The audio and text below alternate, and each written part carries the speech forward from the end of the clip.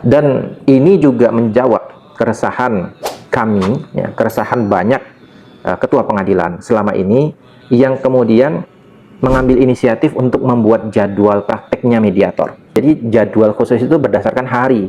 Jadi seolah-olah mereka praktek di hari itu. Katakan saja 5 mediator non-hakim. Jadi si A di hari Senin, B hari Selasa, C di hari Rabu, D hari Kamis, E di hari Jumat.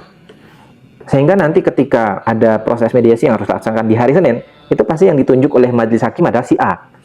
Itu sebabnya kenapa pemilihan mediator di pengadilan itu memang lebih ditekankan dipilih oleh majelis hakimnya, bukan dipilih oleh para pihak, dan ini menyimpangi peraturan Mahkamah Agung.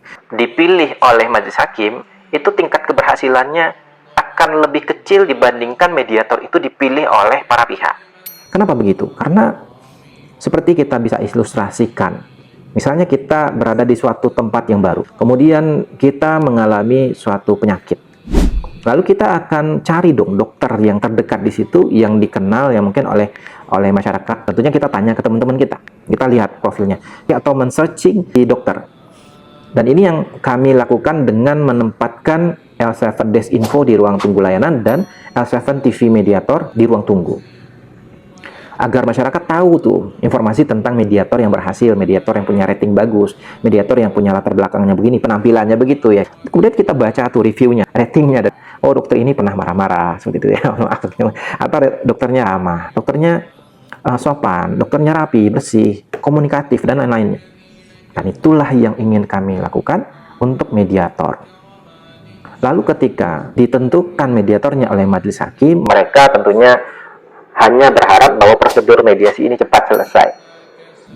Tidak ada harapan, ya, sebenarnya yang muncul di pikiran atau di hati para pihak, ya, kalau secara psikologis, ketika mereka ditunjuk mediatornya oleh majelis hakim, karena mereka nggak kenal dengan mediatornya. Mereka nggak tahu harapan apa yang bisa mereka bawa ketika mediasi. Tetapi dengan cara ini, dengan cara kami sudah mengenalkan mediator melalui L7 Desk Info, mereka sudah lihat profil mediatornya.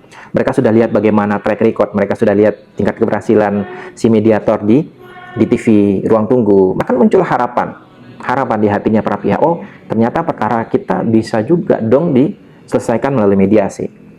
Nah, ketika mereka memilih mediator yang mereka percayai, setidaknya 50% ya, saya berharap ya, dengan mereka memilih mediatornya sendiri, mereka memulai mediasi itu dengan rasa percaya.